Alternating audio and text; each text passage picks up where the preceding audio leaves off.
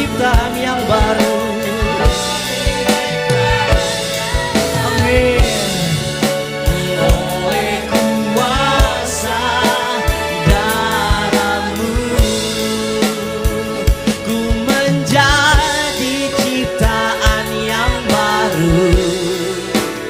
Oleh kuasa darah-Mu, ku menjadi ciptaan yang baru. Oleh kuasa darah-Mu.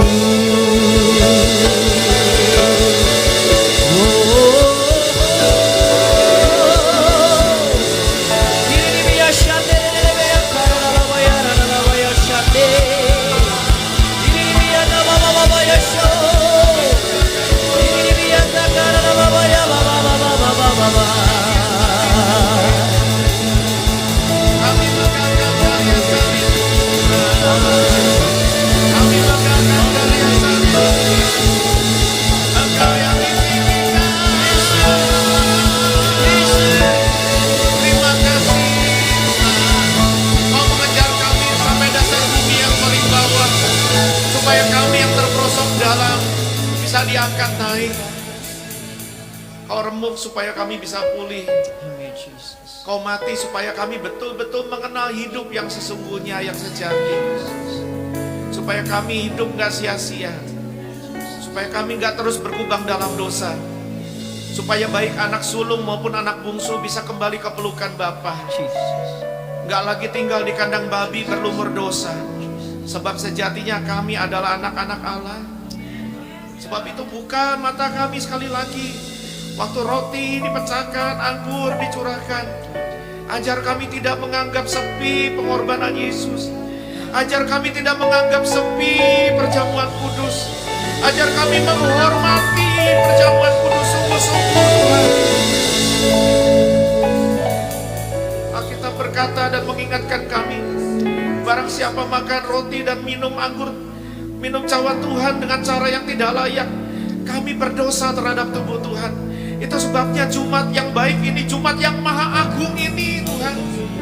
Ajar kami untuk introspeksi, untuk refleksi iman, dan untuk melakukan kontemplasi, supaya kami betul-betul ngerti jadi Kristen yang sejati itu bagaimana. Kau bertanya kepada kami, siapakah aku menurutmu?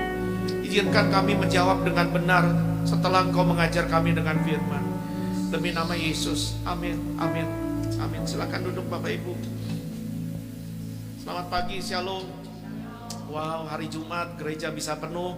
Saya cuma memuji Tuhan untuk itu. Selamat pagi, senang sekali bisa ketemu saudara-saudara. Puji Tuhan, saya lihat ada Pak Harun, Ibu Lia, shalom. Ada Ibu Ivon, shalom. Bu Asta, shalom, apa kabar? Dan yang lain-lain, puji Tuhan.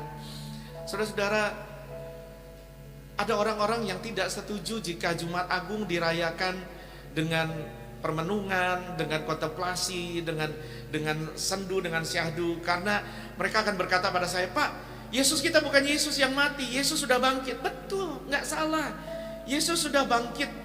Tetapi masalah kita adalah banyak orang yang sudah dibaptis, banyak orang yang sudah mengalami terobosan, banyak orang yang doanya dijawab, banyak orang yang sakitnya disembuhkan, banyak orang yang sudah dilayani pelepasan, tetapi hidupnya begitu-begitu aja dan tetap berkubang dalam dosa.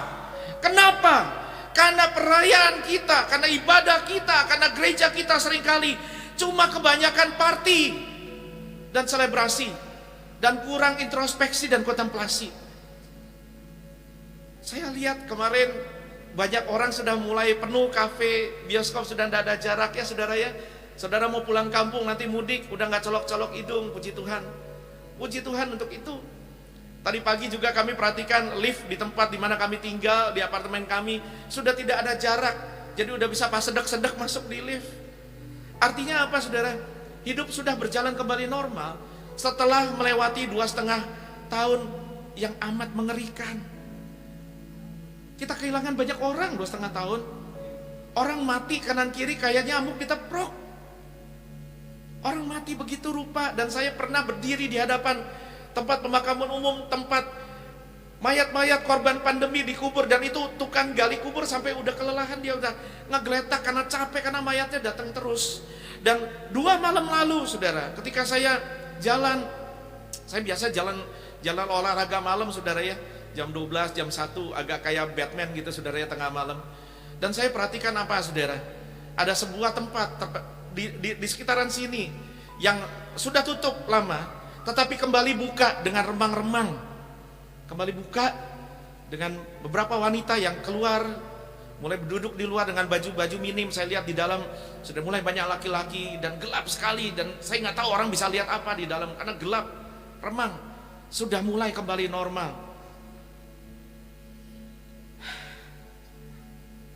Berbeda dari ibadah biasanya, saudara. Nanti 2 hari lagi, saudara ya, pada hari ketiga setelah hari ini, hari Minggu, saudara, kita ada KKR Paskah. Kebaktian kebangunan rohani. Kita akan perayaan di situ, kita akan didoakan, kita akan mengalami impartasi kuasa kebangkitan. Tapi izinkan kita hari ini melakukan introspeksi, karena banyak orang Kristen hidupnya begitu-begitu aja karena nggak pernah introspeksi. Kenapa nggak berubah? Kenapa nggak introspeksi? Karena nggak pernah melakukan refleksi. Maksudnya apa, Pak? Pijet. Saya benci sekali orang turunkan kata refleksi dengan massage. Reflection. Waktu Anda ngaca di cermin, you see your reflection. Anda lihat cerminanmu. Kita nggak berubah karena kita nggak pernah introspeksi. Kita nggak introspeksi karena kita nggak pernah bercermin. Kita nggak pernah bercermin karena ibadah kita cuma selebrasi dan kurang kontemplasi, kurang permenungan. Dan oleh anugerah Tuhan setiap tahun, dan oleh anugerah Tuhan lewat pemerintah kita masih bisa merayakan Jumat Agung seperti ini. Jumat Agung dikasih tanda merah di kalender, artinya kita semua bisa datang ke gereja. Dan ini betul-betul anugerah buat kita, supaya hari ini kita kontemplasi. Jangan main-main setiap kali Anda datang menghadap roti dan anggur ini, karena buat Tuhan ini bukan main-main, ini nyawa. Saya undang saudara-saudara, mari kita bangkit bersama. Kita baca Roma 5 ayat 6-8, sudah ada di layar. Roma 5 ayat 6-8.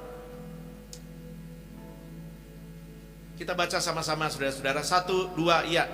Karena waktu kita masih lemah, Kristus telah mati untuk kita, orang-orang durhaka, pada waktu yang ditentukan Allah. Ayat 7.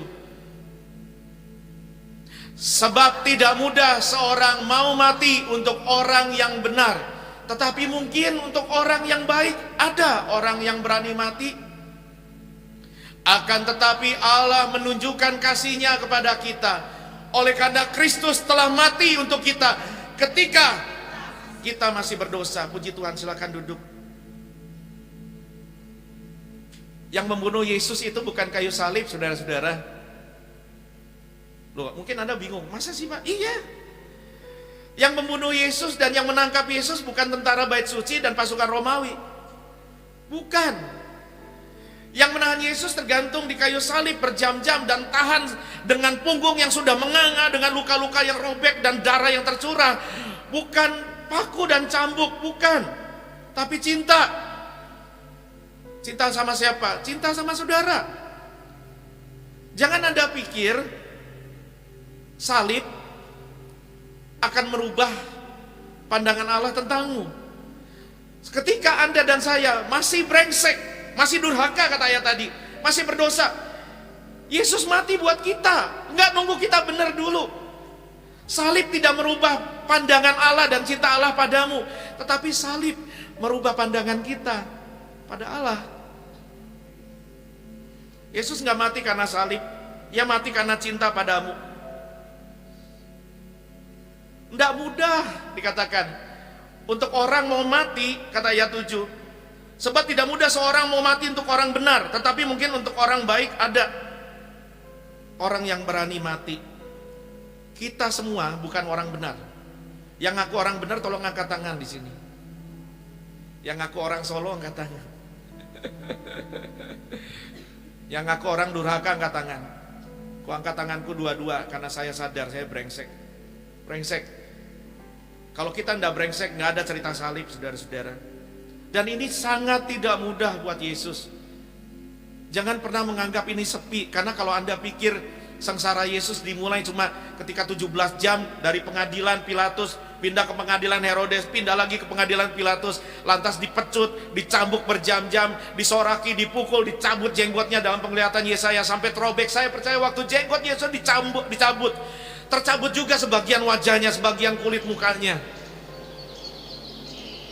Bukan itu sengsara Yesus. Apakah Yesus sengsara ketika dia ditelanjangi seperti seorang kemarin yang ditelanjangi depan umum, dia dihajar habis-habisan?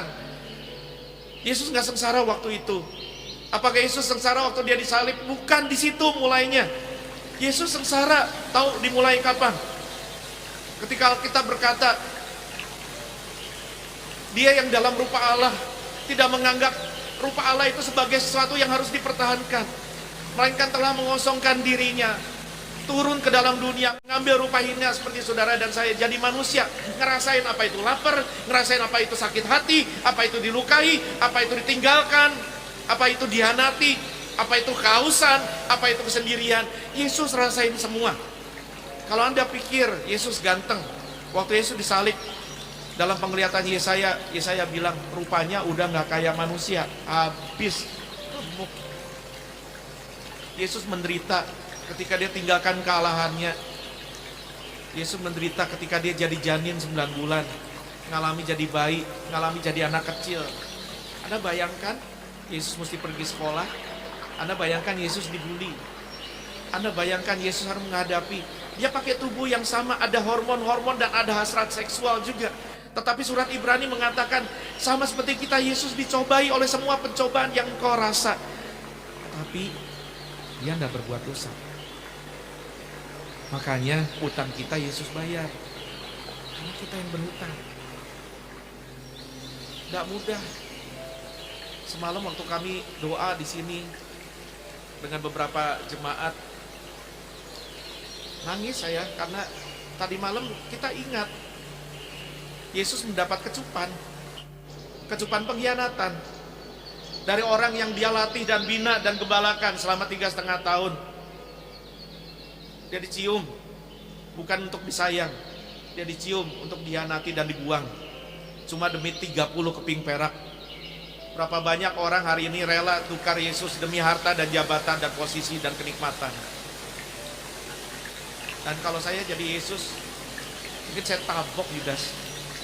Kurang ajar, apa ciumanmu itu artinya? Tapi Yesus tidak tabok Yudas. Yesus diam. Tahu nggak saudara-saudara, kenapa Yesus lakukan itu? Kalau Anda merasa dalam hidup ini ada penderitaan, ada kesukaran, ayat yang kita baca tadi berkata, waktu saudara lemah, ingat ada orang yang kuat buat Anda. Bukan cuma orang, dia Tuhan dan Juru Selamat. Waktu Anda rasa ditinggalkan, dihianati, dia cinta engkau sampai mati. Bukan cuma ngomong dan nyanyi, tapi dia lakukan. Kalau kau tanya, seberapa besar cintamu Yesus buatku? Kalau kau kira segini, Yesus akan bilang segini, dan dia mati buatmu. Sekalipun gak ada orang lain di planet ini, cuma Anda, Yesus akan tetap turun dari surga, pikul salibnya, paku dirinya di sana, dan serahkan dagingnya buat kamu, supaya kita yang harusnya binasa, tidak binasa tetapi beroleh berkat. Semalam saya ingat, dia dicium. Berat, saudara pernah mengalami penganiayaan dan pengkhianatan. Ketika kamu masih lemah, Kristus telah mati untuk kita. Anda yang dihianati, ada yang kecewa, ada yang ngerasa hidup ini berat. Seseorang bertanding dan berjuang untuk Anda, namanya Yesus. Supaya dalam kelemahanmu, kekuatannya nyata. Itu yang dikatakan Paulus buat kita. Rata-rata kita tidak ada yang mau menderita. Sebisa mungkin kita hindari penderitaan, benar nggak saudara? Ini agama macam apa ini? Kita mengikuti Tuhan yang kisahnya gak sukses sama sekali. Turun dari tahta, jadi manusia hina, mati, jadi terdakwa, tersangka, jadi terpidana, bahkan terpidana mati. Gak sukses sama sekali, gak keren sama sekali. Sementara orang selalu berpikir, bagaimana dari bawah saya mau naik ke atas. Yesus yang paling atas turun sampai belahan bumi yang paling bawah, supaya Anda yang di bawah bisa diangkat naik. Betul, kita suka perayaan, tapi ayo lakukan refleksi hari ini baik-baik. Mengapa dia tidak hindari penderitaan? Mengapa Yesus mau menderita? Karena cinta. Lagian Yesus ngapain sih di Taman Getsemani? Tahu nggak dia ngapain di Taman Getsemani? Tahu nggak ngapain dia di Taman Getsemani? Doa, Pak. Bukan cuma doa. Bukan. Kalau Anda pikir Yesus datang ke Taman Getsemani, dia lihat apa yang akan terjadi di hadapannya beberapa jam lagi. Dia stres begitu rupa. Dan stres yang begitu rupa membuat pembuluh darahnya pecah. Dan darah keluar bercampur dengan keringat. Alkitab berkata keringatnya jadi darah. Kalau Anda pikir dia datang situ cuma berdoa dan minta kekuatan, salah. Tahu nggak kenapa dia pergi ke tempat sunyi dan berdoa? Karena kalau dia bertahan dan makan perjamuan malam di lantai atas Yerusalem, nggak ada tentara bisa tangkap Yesus. Di Yerusalem Yesus punya banyak pengikut. Beberapa hari sebelumnya ketika dia masuk Yerusalem, fans klub, saya nggak bilang murid ya, fans club, fansnya, followernya, puji dan puja dia dan berkata, Hosana, Hosana, terpujilah dia yang datang dalam nama Tuhan. Hosana, Raja, Anak Daud, Hosana. Segitu banyak orang, sampai pemimpin-pemimpin agama Yahudi, ahli-ahli Taurat berkata, nggak bisa kita tangkap nih. Bahaya kalau kita tangkap. Kenapa? Banyak orang pro sama dia, ngefans sama dia. Tahu nggak kenapa dia pergi ke tempat sunyi berdoa? Bukan cuma berdoa, supaya dia bisa ditangkap buat Anda. Anda yang terbelenggu dosa bisa merdeka. Karena Yesus yang merdeka ditangkap buat Anda. Yesus tidak pernah lari dari penderitaan. Demi orang yang dicintai. Dalam Yohanes 17 Anda akan baca. Kalau Anda pikir apa yang Yesus doakan di sana, dari situ kita lihat isi hati Tuhan kita. Dan Yohanes mencatat bahwa Yesus berdoa, Bapa, untuk orang-orang yang akan datang oleh pemberitaan Injil murid-muridku ini. Dengan kata lain, waktu Yesus doa, dan ketika dia berkata, Bapa, sekiranya mungkin cawan ini lalu daripadaku. Tapi dia ubah kalimat itu dan dia katakan, bukan kehendakku tapi kehendakmu. Yesus teguk cawan murka Allah. Apa itu cawan murka? Anda baca kitab Wahyu. Satu kali akan ditimpakan ke planet ini. Semua kesabaran Allah yang ditahan oleh pengorbanan Yesus, satu kali akan ditumpahkan sebesar mungkin. Cawan murka ke-1, ke-2, ke-3, ke-4 Anda buka kitab Wahyu, Anda baca. Itu yang diminum Yesus. Dan Yesus minum sampai habis. Kenapa Yesus rubah doanya? Kalau Anda baca di Yohanes 17, Anda akan lihat Yesus berkata, bukan kehendakku, tapi kehendakmu, biarkan saya mati. Karena waktu Yesus berdoa, Yesus lihat Anda. Anda yang hari ini kebaktian di sini dan ibadah di rumah, jangan pikir Yesus nggak kenal. Waktu Yesus doa, Yesus lihat wajahmu dan berkata, enggak, saya enggak akan mundur, saya enggak akan nyerah, saya mau mati buat dia. Ngapain Yesus datang ke Yerusalem? Dia kan ke Yerusalem ngantar nyawa. Dia tahu di Yerusalem adalah pusat agama Yahudi, di mana orang sedang jaga posisi dan kemegahan diri. Jangan biarkan ada tokoh lain yang tampil. Tapi Yesus ke sana ngantar nyawa. Kenapa nggak dia baik-baik aja di Galilea? Dia tahu ke sana dia harus mati. Dia harus mati ke sana. Tetapi dia tidak lari dari penderitaan. Dia terjang penderitaan karena cinta padamu dan padaku. He love you so much, my friends. Jesus love you so much. Untuk apa Yesus mati, Pak? Alkitab berkata tanpa penumpahan darah tidak ada pengampunan dosa. Faktanya semua kita sudah berdosa.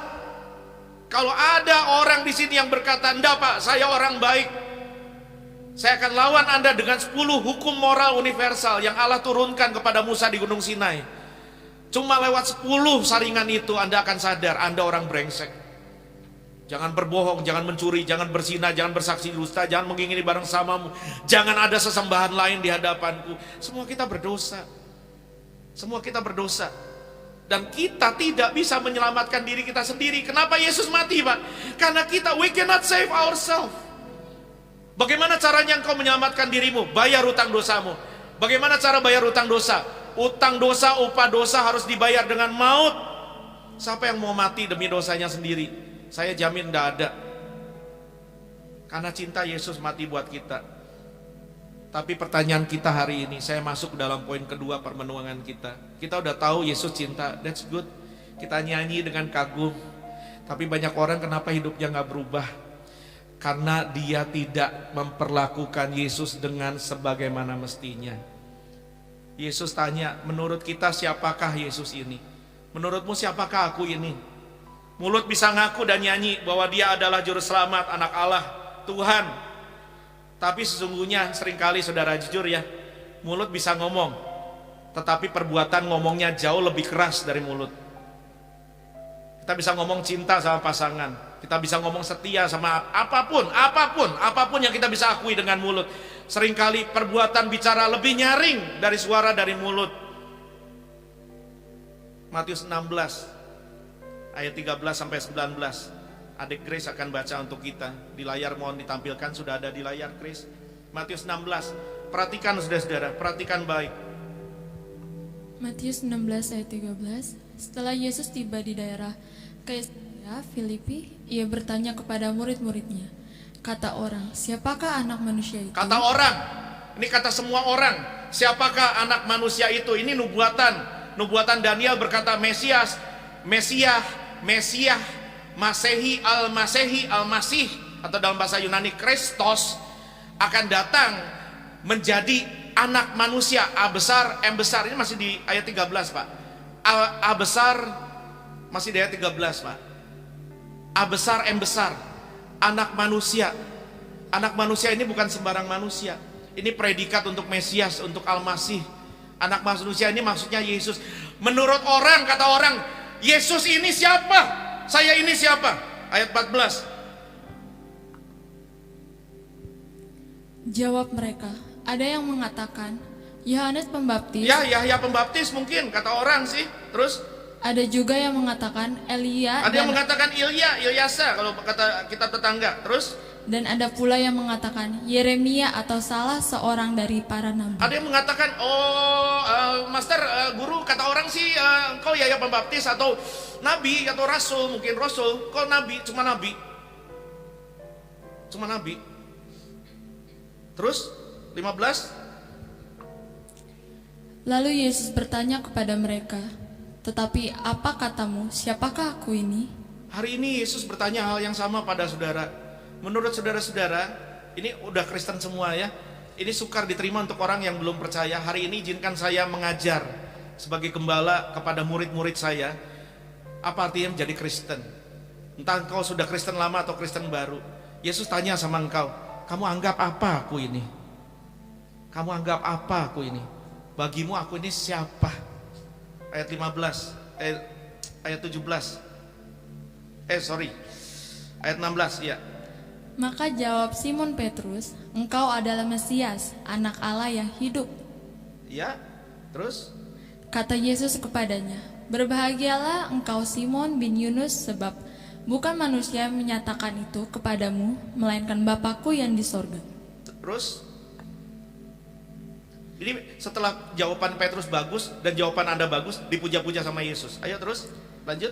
Dan aku pun berkata kepadamu, wow, terus? engkau adalah Petrus, Wow, dan di engkau atas Petrus. batu sekarang ini Ya. aku akan mendirikan jemaatku, dan alam maut tidak akan menguasainya. Ayat 19, lihat, dipuji Petrus nih. Terus?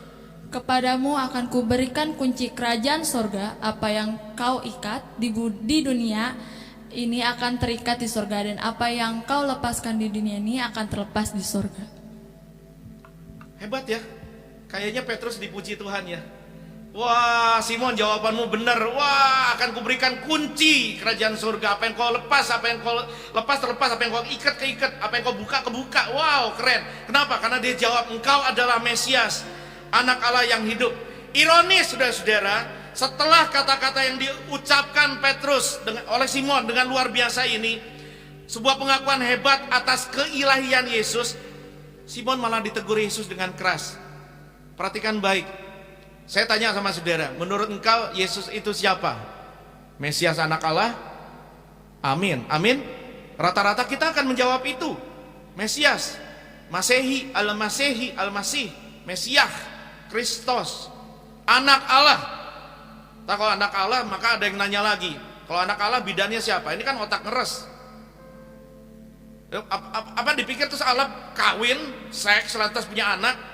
Saya tanya sama saudara-saudara yang masih mempertanyakan istilah anak Allah ini. Ini kan anak Allah, istilah ya. Anak kunci, bapak ibunya siapa? Pernah berhubungan badan nggak anak itu bapak kunci sama mama kunci? Lantas jadi anak kunci. Anak tangga papa mamanya siapa? Ya, kita ribuan tahun berabad-abad diem aja kalau dikatain gini sudah. Tapi ini pengakuan yang menyelamatkan. Menurut saudara Yesus anak Allah, Mesias. Oh iya, ironis saudara. Bukan cuma Anda, Petrus saja dimarahin Yesus setelah ini, setelah dia dipuja-puja. Lanjut deh, baca Matius 16 ayat 21. Ayat 21 Pak, silakan Grace. Sejak waktu itu, Yesus mulai menyatakan kepada murid-muridnya bahwa ia harus pergi ke Yerusalem dan menanggung banyak penderitaan dari pihak tua-tua, imam-imam kepala dan ahli-ahli Taurat, lalu dibunuh dan dibangkitkan pada hari ketiga. Karena Yesus anak Allah, dia tahu apa yang akan terjadi kalau dia datang ke Yerusalem.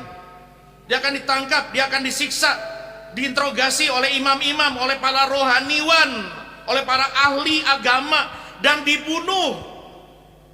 Ini misi Yesus. Yesus nggak lari dari situ.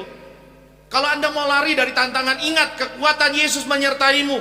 Dia yang tidak pernah lari dari tantangan penderitaan. Dia tuntaskan sampai habis. Dan kekuatan yang sama, keteguhan hati yang sama ada dalammu kalau engkau memiliki rohnya. Lanjut Grace. Tetapi Petrus menarik Yesus ke samping dan menegur dia. Katanya, Tuhan, kiranya Allah menjauhkan hal itu sekali-sekali takkan menimpa engkau. Nggak nyambung nih guru saya, kata Petrus. Nggak nyambung, kata Simon. Hah?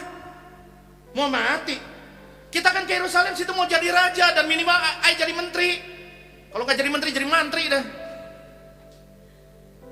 Kalau you jadi raja kan ada dapat cuan, ada dapat berkat, punya posisi. Kok situ mati? Wah, nggak bisa, salah ini. Dia nggak ngerti misi Yesus. Dia nggak ngerti tujuan Yesus. Dia nggak ngerti tujuan Kristus lahir. Perayaan 3 hari suci ini yang kita rayakan, Natal, Jumat Agung, dan Paskah, harus membuat Anda ngerti bertahun-tahun jadi Kristen ngapain Anda rayakan 3 hari itu. Karena sejatinya bukan cuma Simon Petrus, banyak pengikut Kristus juga nggak ngerti untuk apa Kristus datang dan untuk apa Kristus mati. Dikira supaya kita hidup enak di dunia ini, dan dunia ini jadi Firdaus. Dunia ini bukan Firdaus, bukan. Di dunia ini Anda ketemu tantangan, Anda ketemu macam-macam sakit, penyakit, dan pandemi. Jangan orang murtad gara-gara pandemi. Pandemi ini bukan barang baru. Sejak Adam dan Hawa jatuh, ciptaan rusak, bencana alam menanti. Dan PBB udah bilang 9 tahun lagi ada bencana iklim global katanya. Leonardo DiCaprio termasuk yang menyerukan hal itu. Ini bukan barang baru, karena dunia ini tidak ditebus. Yang ditebus itu Anda dan saya. Dan Petrus nggak ngerti ini. Ini Kristus ngomong apa sih? Kan saya jadi pengikutmu supaya saya diberkati, supaya saya tiang-tiang hidupnya enak, santai-santai, foya-foya. Supaya saya populer, ntar kalau followermu banyak kan, follower saya juga banyak, nanti ada dapat centang biru di IG, di TikTok. Dia mikirkan apa yang kebanyakan kita pikirkan waktu kita jadi pengikut Yesus. Nih, telinga beberapa saudara udah mulai gatal gini, pendeta khotbah gak enak banget nih. Kalau saya hari ini habis khotbah mati, saudara, saya gak bersalah di hadapan Tuhan dan gak bersalah sama saudara, karena saya menyampaikan apa adanya. Nanti kita korek terus, saudara. Lanjut, Grace. Maka Yesus berpaling dan berkata kepada Petrus, "Enyalah iblis." Waduh, saudara sudah membaktikan hidupmu kepada guru yang kau ikuti, kau belajar, kau digembalakan, kau dimuridkan baik-baik 3,5 tahun. Waktu tegurnya bilang, kamu salah, nah. Kalau saya jadi gembala, puji Tuhan, Bapak Ibu, puji Tuhan. Tapi salah kayaknya, nggak boleh gitu ya. Anda masih terima nggak?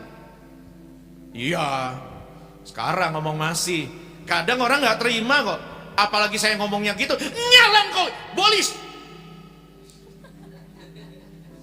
Bukan iblis di atasnya iblis, bolis. Si bolisnya itu. Ya iblis itu, bolis itu bahasa Medannya, bahasa Bataknya iblis. Buat yang nggak tahu ya ada subtitle di bawah. Nyalang kau iblis. Kok terus Anda mikir dong, kok respon Yesus begitu keras ya terhadap orang yang siang dan malam nemeni dia dan bela pelayanannya, pikul pelayanannya bersama. Ini guru model apa? Ini guru beneran. Guru kalau nggak bisa negur, mentor kalau nggak bisa negur, menti nggak jadi, menti memble. Dan saya bersalah juga akan hal itu, karena saya sering kali lembek, murid saya nggak jadi. Saya harus keras, karena Yesus keras sama Petrus. Tapi pertanyaannya gini, kenapa respon Yesus begitu keras sama Simon Petrus sampai dibilang nyala engkau iblis? Kenapa? Grace, lanjut Grace. Engkau suatu batu sandungan Waduh, bagiku. Yesus menganggap nasihat Simon supaya Yesus jangan ke Yerusalem dan mati adalah sebuah sandungan, sebuah penghalang untuk misi yang dia akan tuntaskan, yang kita rayakan hari ini. Kamu gak memikirkan apa yang aku pikirkan. Lanjut. Sebab engkau bukan memikirkan apa yang dipikirkan Allah, Pikiran Petrus nggak sama dengan pikiran Allah. Kenapa? melainkan apa yang dipikirkan manusia. Ini pikiran kita kebanyakan waktu kita jadi Kristen. Benar nggak, saudara? Aduh, betapa susahnya mengkhotbahkan ini, saudara, kepada orang-orang yang duniawi. Susah banget. Saya masih manusia, saya kepengen populer, saya kepengen disenangi, saya kepengen gereja ini penuh. Tapi kalau saya cuma kasih janji palsu dan tidak memberikan pengajaran yang benar, maka gereja kita akan dipenuhi dengan false convert. Ada banyak orang-orang petobat palsu yang nggak ngerti untuk apa jadi Kristen. Banyak. Kalau Anda nggak percaya, buka Alkitab, karena Alkitab berkata ada gandum, ada ilalang, ada ikan yang baik, ada ikan yang busuk. Alkitab berkata juga ada 5 gadis bijak, ada 5 gadis bodoh. Alkitab berkata juga ada domba, ada kambing. Bukan saya yang ngomong, Alkitab, Yesus yang ngomong. Dan kalau kita cuma ngomong yang enak-enak aja, tapi membohongi saudara akan harga mahal yang harus dibayar, hidup melawan arus, mempersembahkan diri sepenuhnya buat majikan yang baru. Dulu majikan kita setan dan dosa, sekarang majikan kita Kristus, kita hidup merdeka dalam kekudusan. Kalau saya nggak beritakan ini, gereja ini akan dipenuhi dengan false convert, dengan petobat palsu. Dan saya harus jadi badut yang harus menghibur setiap petobat palsu itu. Saya bukan badut, saya ini kacungnya Gusti. Saya ini udah aduh saudara, saya kan harusnya mati tahun lalu. Mana tahu saya mati tahun ini. Kalau saya mati tahun ini tuh saya khotbahin hal yang gak benar, gimana saudara? Gimana saudara yang di rumah? Saya ini sayang sama Anda loh. Bener loh, sekalipun sayangku gak sempurna sesempurna sayang Yesus padamu, tapi aku berusaha untuk sayang dan jujur sama saudara bahwa seringkali Anda dan saya, saudara yang di sini juga memikirkan apa yang dipikirkan manusia kok ketika kita jadi pengikut Yesus, bukan apa yang dipikirkan Allah. Sekali lagi saudara, sesungguhnya tadi Anda mengaku Yesus anak Allah, amin. Yesus Mesias, amin. Yesus Tuhan, amin. Seringkali saudara, perbuatan kita bersuara lebih nyaring dari mulut kita dan lebih jujur dari mulut kita. Ayo kita lakukan refleksi pagi ini sebelum Anda pergi dan kembali ke tengah dunia. Kata orang, siapakah anak manusia itu? Tuhan tanya sama Simon, Tuhan tanya padamu, ayo akui dengan jujur, sebetulnya menurut kita siapa sih Yesus itu buat kita? Kita anggap apa dia? Sebuah kalung salib di dada, sebuah tato di punggung atau di bahu, sebuah pajangan di rumah, sebuah status di KTP. Celaka saya jadi pendeta kalau saya nggak ngerti ini.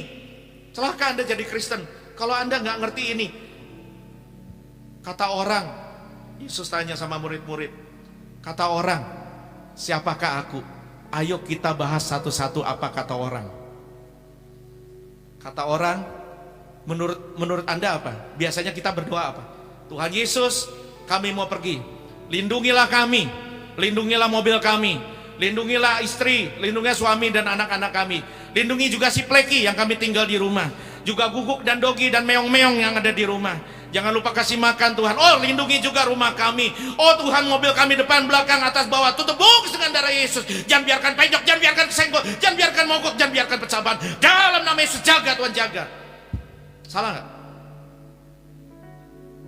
Lu bingung jawabnya. Salah nggak? Nggak salah. Tapi kalau cuma itu kita perlakukan, untuk itu kita perlakukan Yesus, cuma untuk itu kita jadi Kristen, kita menjadikan Yesus, kita anggap Yesus untuk menurut orang, siapakah aku? Menurut kita Yesus satpam, scrutiny, apa? Yang waktu itu viral videonya, seru Kitty.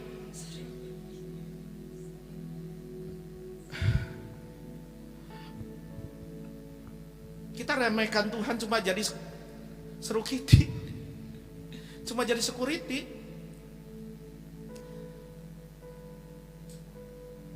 Yesus menyembuhkan kita.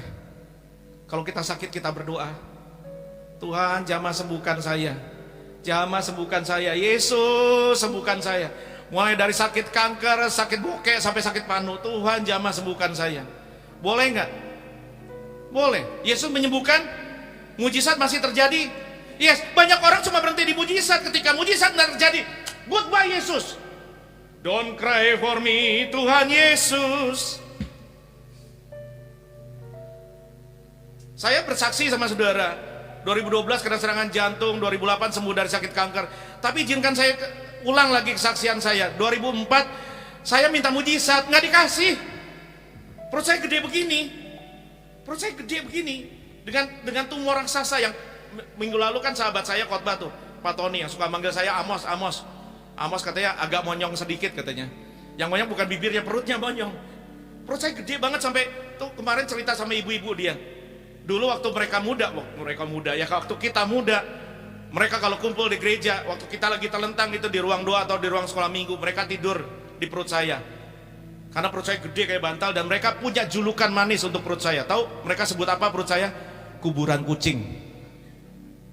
Ya kamu jangan ketawa. Ini teman saya pasti ada yang nonton nih. Gerak-gerak kamu. Dibilang kuburan kucing. Dan saya berdoa kuburan kucing itu keluar oleh mujizat, oleh nama Yesus, darah Yesus sembuh. Touch, touch, touch. Enggak sembuh. 59 jahitan di sini.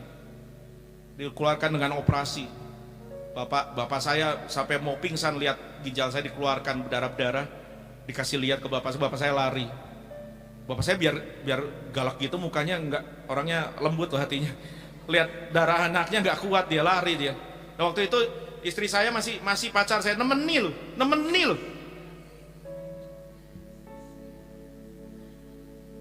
Gak sembuh, operasi mahal.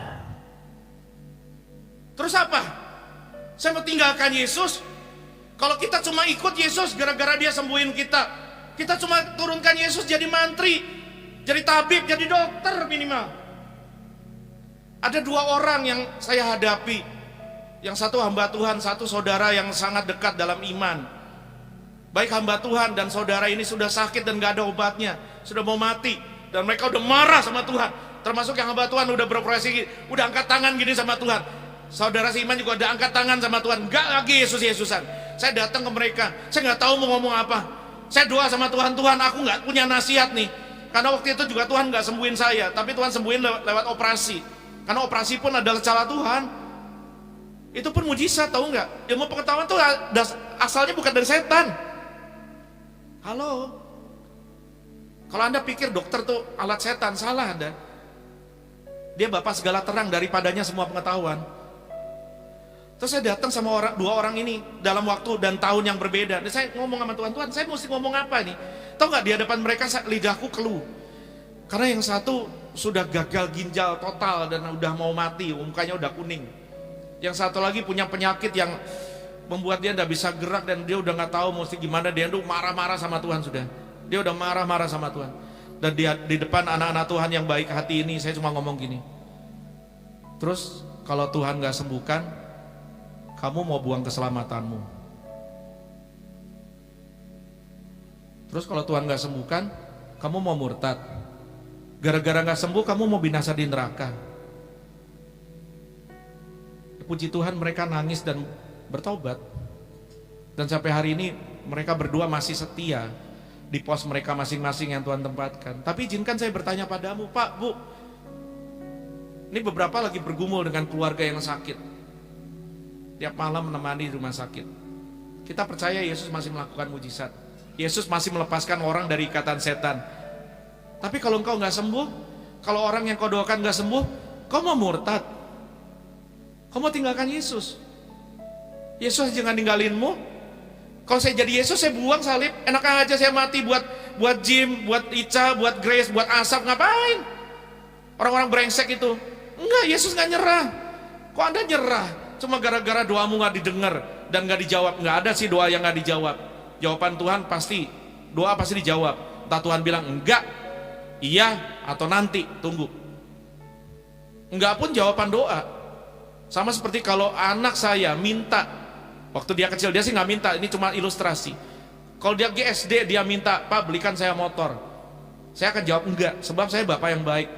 Kalau saya kasih dia motor SD, dia celaka, saya bapak kurang ajar. Kadang Tuhan pun menjawab doamu dengan berkata, enggak nak. Kata orang, Yesus itu apa? Chelsea. Kata orang, Tasya, Yesus itu siapa? Harus kabulkan doa. Kalau enggak, saya enggak jadi Kristen lagi. Kita anggap Yesus jin Aladin yang harus digosok lampunya, lalu dapat memberikan kepada kita semua yang kita inginkan dalam hidup. Dapat jodoh, dapat berkat berlimpah-limpah. Kita anggap Yesus jin, kayak jin Gunung Kawi. Memangnya Anda jaga lilin sampai pagi supaya Anda dapat cuan dari Yesus? Yesus bukan babi ngepet dong. Ini keras ya begini. Tapi ini kan natur kebanyakan orang datang ke gereja. Ini habis ini kemungkinan cuma 2. Hari Minggu gereja sepi, Anda nggak datang lagi. Gue pindah ke gereja, tuh ada lagunya tuh, baru ketemu di Spotify. Cek gereja sebelah, yang di sana khotbahnya berkat-berkat aja dan pendetanya tenar-tenar wah-wah. Tuh lagu mesti dinyanyiin di kebaktian kali.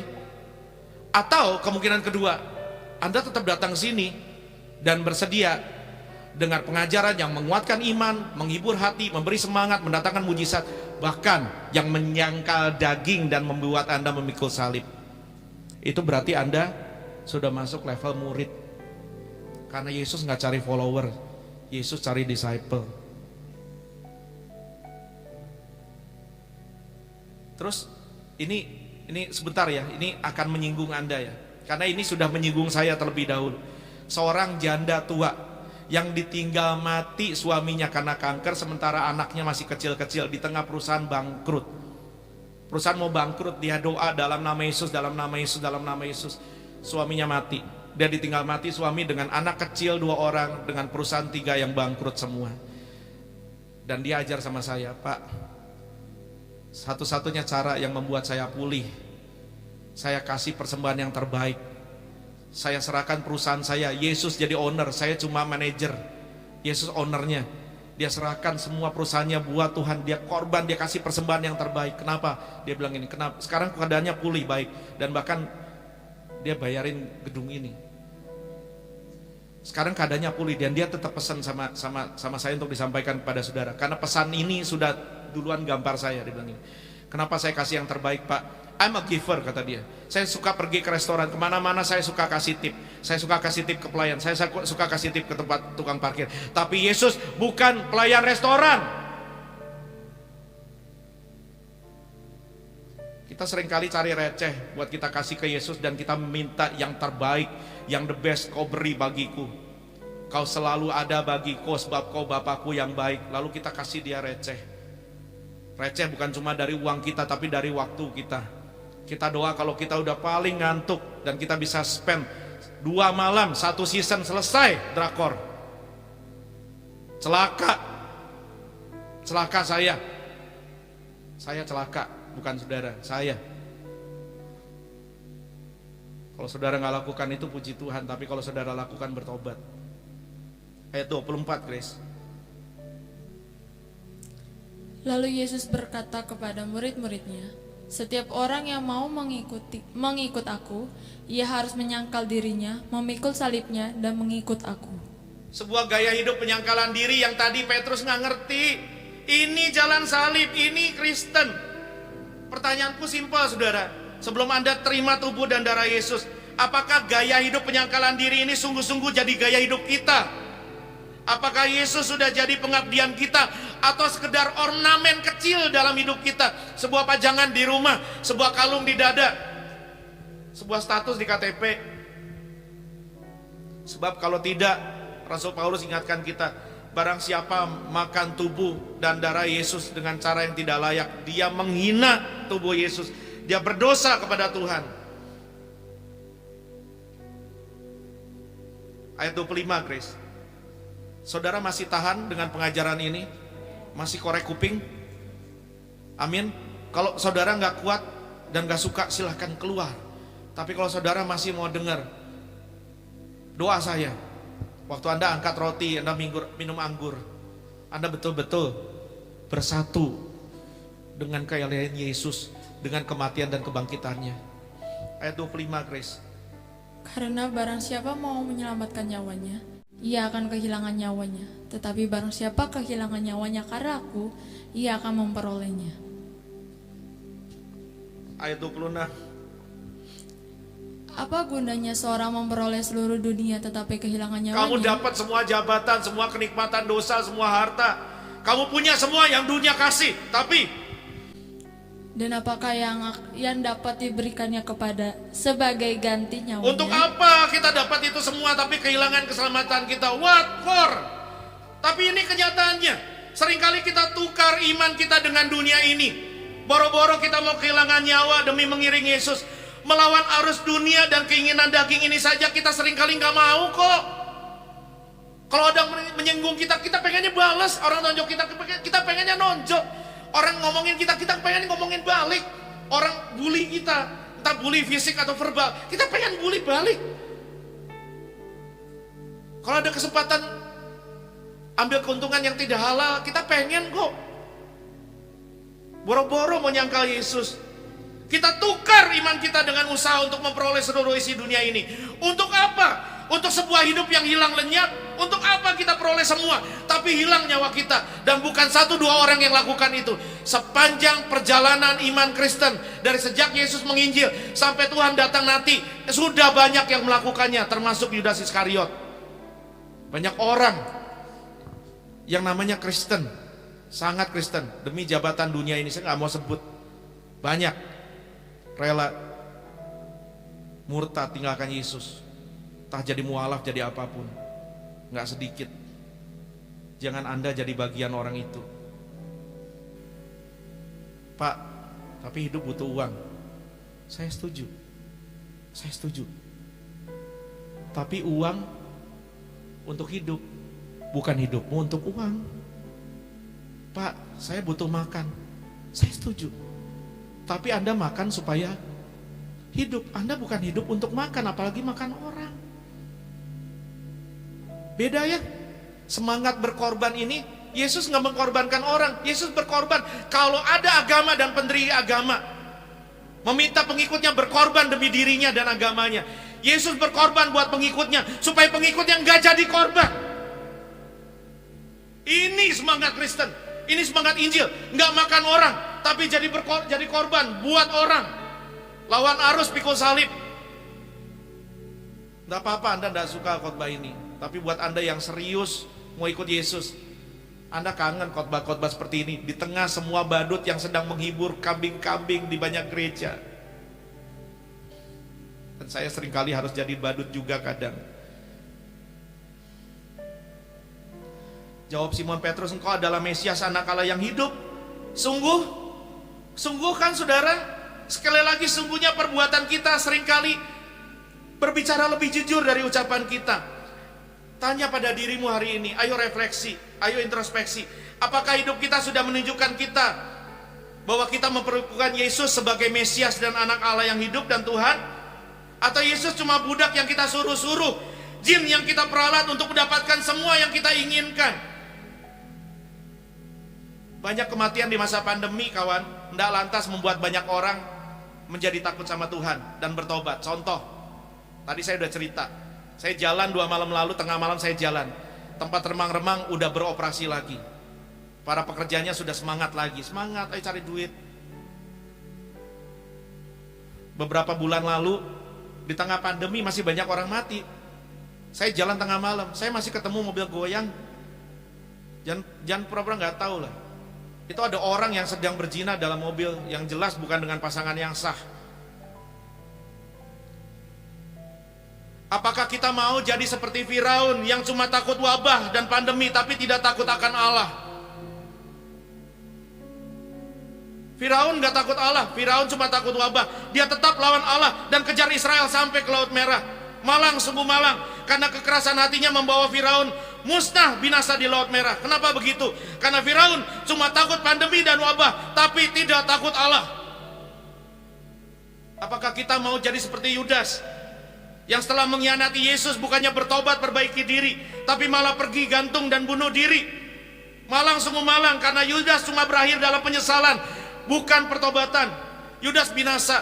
Kenapa begitu? Karena Yudas cuma menyesal, tidak bertobat. Pertobatan itu bukan waktu kita nangis di kebaktian, nangis terharu dengar lagu yang chordnya miring. Pertobatan itu bukan cuma waktu Anda nangis menyesali perbuatan dosamu. Pertobatan adalah ketika engkau datang pada Yesus dan mati bagi dirimu. Itu pertobatan. Celaka saya jadi pendeta dan gembala kalau saya nggak ngerti dan nggak ngajarkan ini sama saudara.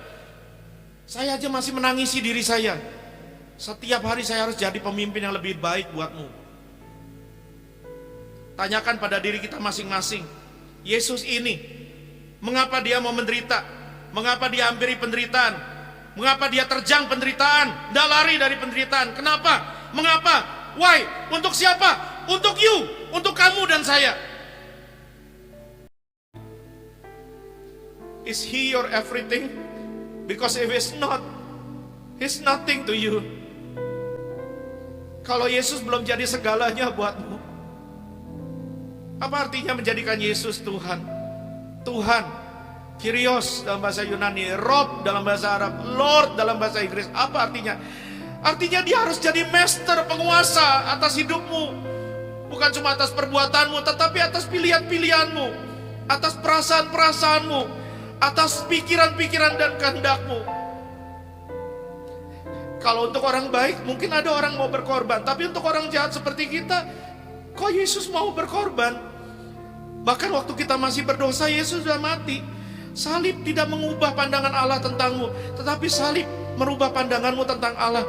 Allah sangat baik, teramat baik, terlalu baik. Saking baiknya, hatinya sakit. Karena apa yang kau lakukan pada dia. Informasi berikut diterbitkan oleh Oxford University tentang kematian Yesus. Salib Yesus beratnya 150 kilo,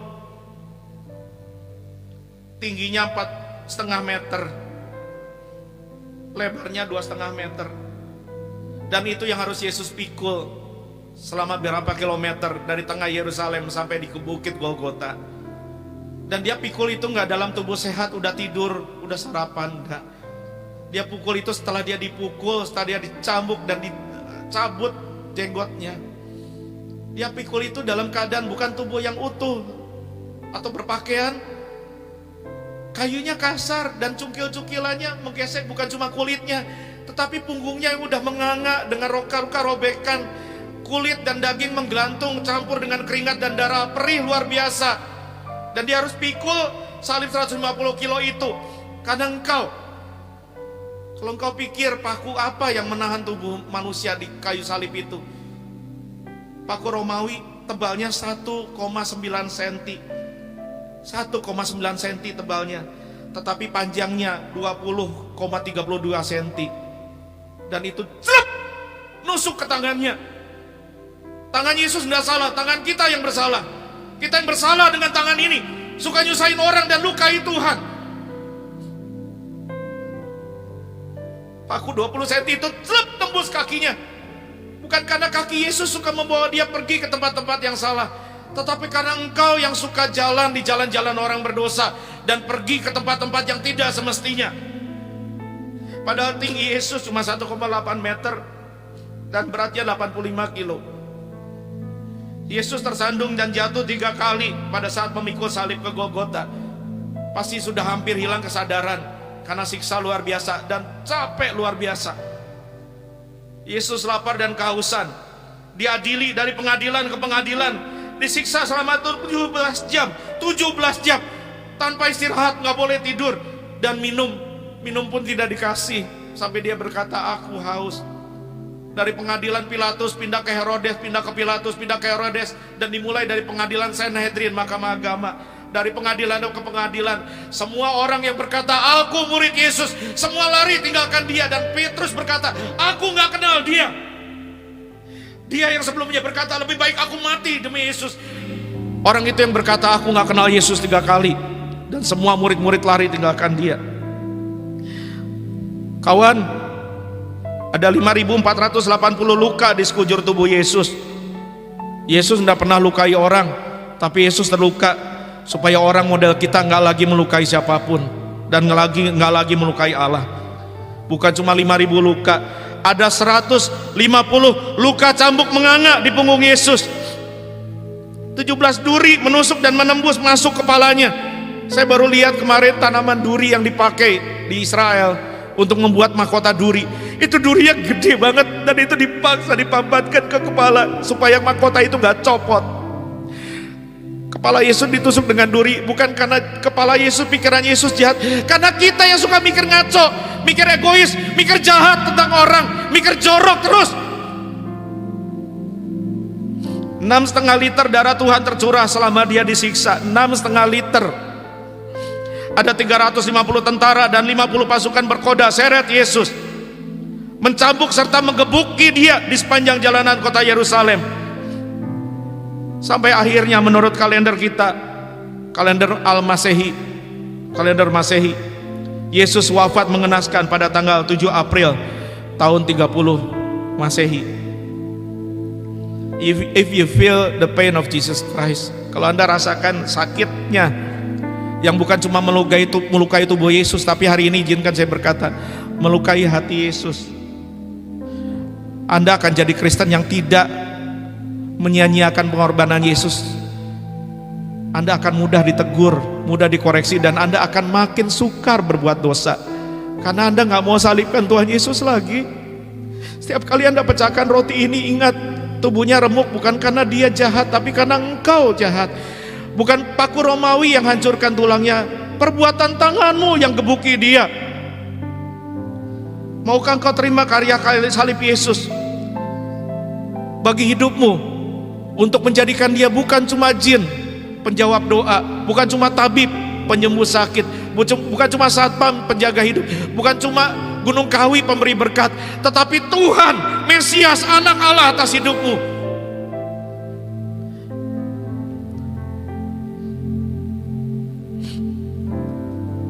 Saya ajak saudara-saudara menyanyi lagu ini. Lagu yang gak indah mungkin buat telinga orang, tapi dengan lagu ini saya doa perjamuan kudus ini tidak Anda anggap sepele. Anda ingat waktu Anda angkat roti, angkat anggur, ingat sesuatu terjadi.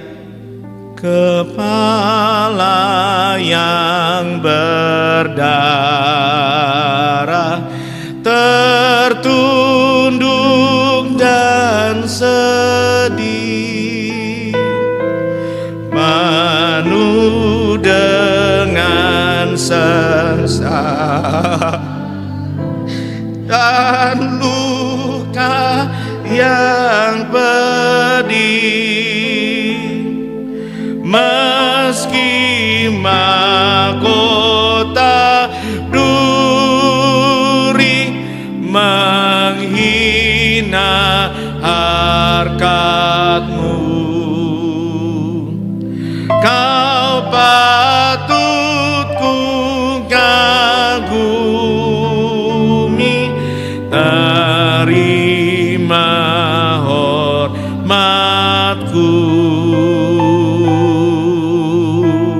Oh wajah yang mulia, oh wajah yang yang patut disembah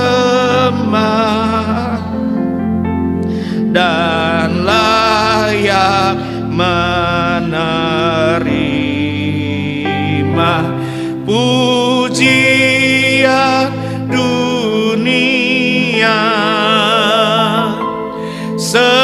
Sekarang diludahi,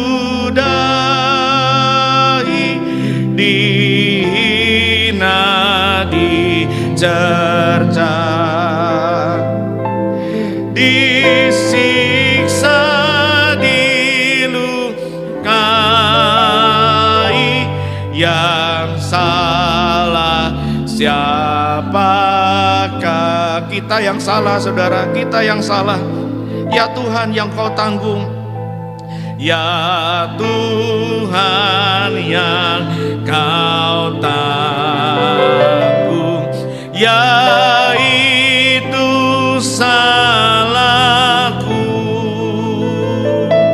dosaku telah kau gantung di kayu salibmu. Kasihani kami Tuhan, oh kasihani daku yang harus dicela. Ampunilah hamba-Mu, beri anugerah. Dengan hati bersyukur Tuhan, syukur kami sebulat hati kami naikkan padamu. Syukur sebulat hati ku berikan padamu. Thank you Jesus. Ya Yesus yang telah mati demi selamatku, hendaklah ku terhibur dengan tuntunanmu. Padamu ku berlindung di akhir hayatku. Sampai satu kali kita mati, kita berjumpa dengan Dia muka dengan muka. Tuhan, Engkaulah